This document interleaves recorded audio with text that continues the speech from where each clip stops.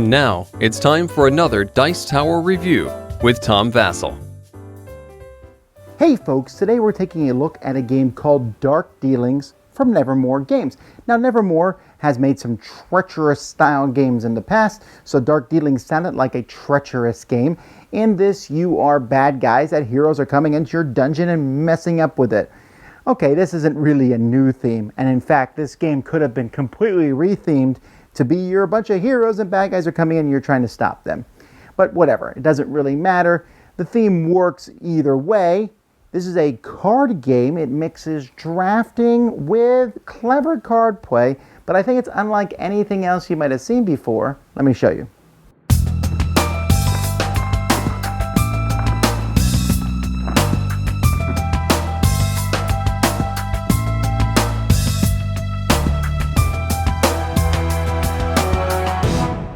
Okay, so let's take a look here. First, you're going to get every player is going to get 9 hero cards dealt to them.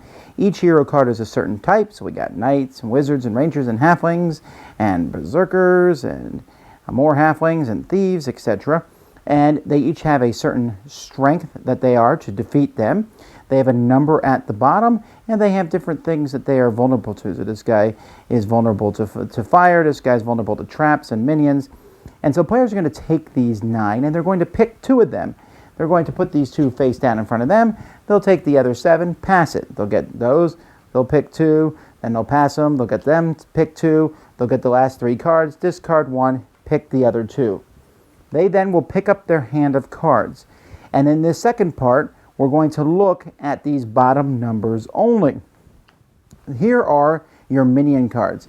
And you're going to put 8 of these minion cards out in the middle of the table, and players are going to be picking from these cards. And I say 8, that's if you're playing a 4-player game, 2 times the number of players. So let's pretend it's a 4-player game. Then each player is going to simultaneously pick 2 cards from their hand and turn them up. And starting with the higher number, each person is going to take one of these cards in the middle and put it in front of them. They then take the card that they just used to get that and put it face down in a pile in front of them. Once everyone's done it with their 2 cards, you replace these 8 cards and do it again until each person has cards in front of them. They have 8 cards in front of them, and they will have a deck of 8 hero cards. Then starting with the first player and going around the table, each person turns over their top hero, and they have to defeat that hero with their cards. Now when defeating a hero, this hero can be defeated, you can see, by fire or traps. So I look at this card here. Well, I could use this card. This does 4 damage to him, fire. And when I use it, I rotate it. So now it does 4 trap. I can't use the same card on this person twice. And this also says defenses that strike him are trash. So if I do use this, this is gone. But let's say then I also have this one here, which is a 2. So I tap this. But again, defenses that strike him are trash. So those are both gone. But I've killed him, and I turn him over. The next person who shows up is the wizard. He trashed a defense before striking. So I just got to kill something. So I'll get rid of this thing here. And now he needs 4, and I need to use a trap. Well, that's probably not a big deal. I got this big 7 here. But this one says I need to rotate another defense card before doing that. So I'll rotate this one here. And then I will use this to trash the wizard. 7 definitely beats 4. The next time it's my turn, I now have the halflings. They have to be defeated twice, and they can only be defeated by traps. Well, fortunately, I got a 2 trap here, so I'll use that. And the only other trap I have is a 7, and I have to trap another card, so I'll do that, tap this card, and get rid of it. So I've gotten rid of the halflings. Well, that's 3, but there's still 5 more to go. Now I have a ranger, 7, trap. I have nothing left. I can do that, but here I can put the current hero on the bottom of my pile and redraw, so I'll do that. This guy here, wizard, trash a defense before striking, so I get rid of this one. I use the 4 fire to kill him. He's 3. He's out. Now I get this knight, 8, and defenses can strike multiple times. Well, that doesn't matter because only these 2 work against him, and all I have left is fire. I'm dead and out of the game. The last person standing is the winner. Now, if multiple people are standing at the end of the round, and that means you go through all your heroes, which is almost impossible to do. But let's say multiple people are killed in the same round, then whoever has the highest defense cards in front of them, and that's these numbers here, wins. And if that's still a tie, then you're going to look at the number of your defense that you use that round, and the higher one wins. That's how you play. Now, when I said that this was unlike anything you've ever seen before, that's not quite true. It's hard for me to put my finger on it exactly. But this game really reminds me of one of my favorite games, which is For Sale.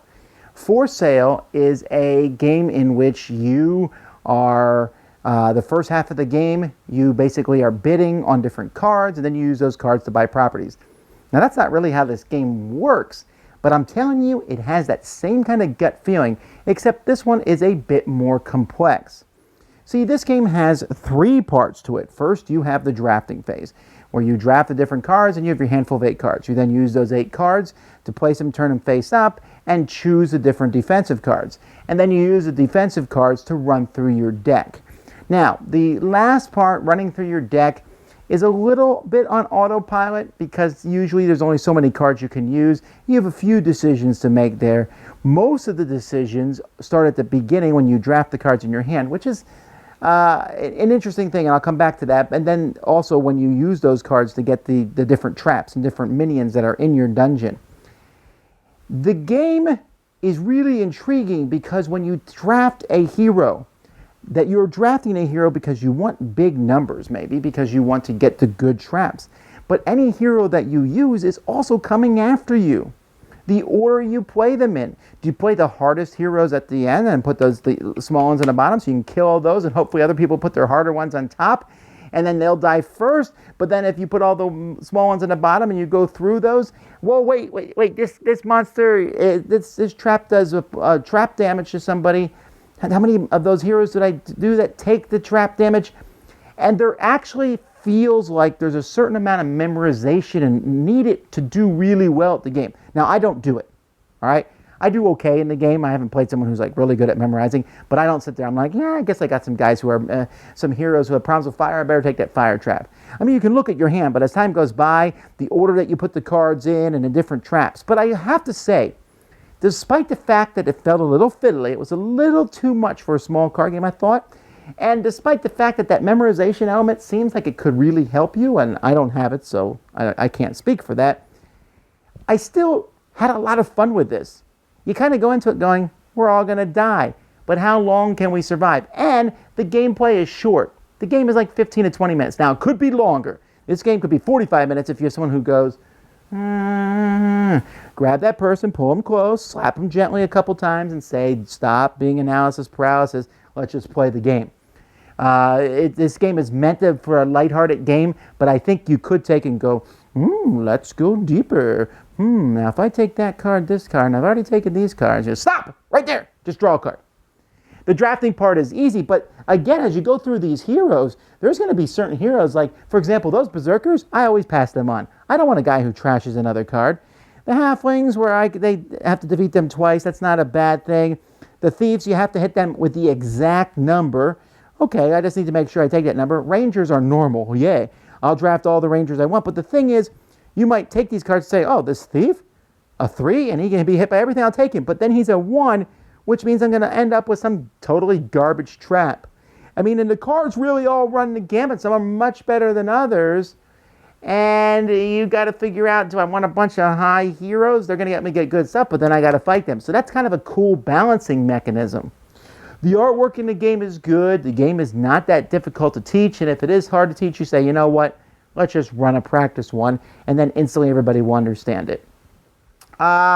Is it better than the game No Thanks? No, No Thanks is amazing. All right, this game is good. It's not amazing. Like I said, there's a little bit of that memory thing and a little bit, like I said, more fiddly than it should be, but those two things are not enough to make me dislike it. I did enjoy the game. And I think some people will enjoy it more than me, and I think others will probably not like it because they find it maybe too fiddly.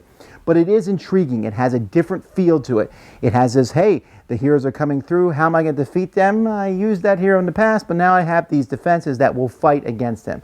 Some cool ideas in this box. Nevermore continues to try to do different things, and I applaud that. That's dark dealings. Dice Tower Judgment, approved! Thanks so much for watching the Dice Tower videos. Find more great videos and reviews, as well as our top-rated audio podcast at Dicetower.com. You can also find other great shows at Dicetowernetwork.com. I'm Eric Summerer, and you've been watching The Dice Tower. The Dice Tower is sponsored by Cool Stuff Inc., where you can find great games for great prices. Cool Stuff, in stock. Check them out at coolstuffinc.com. Shut the door.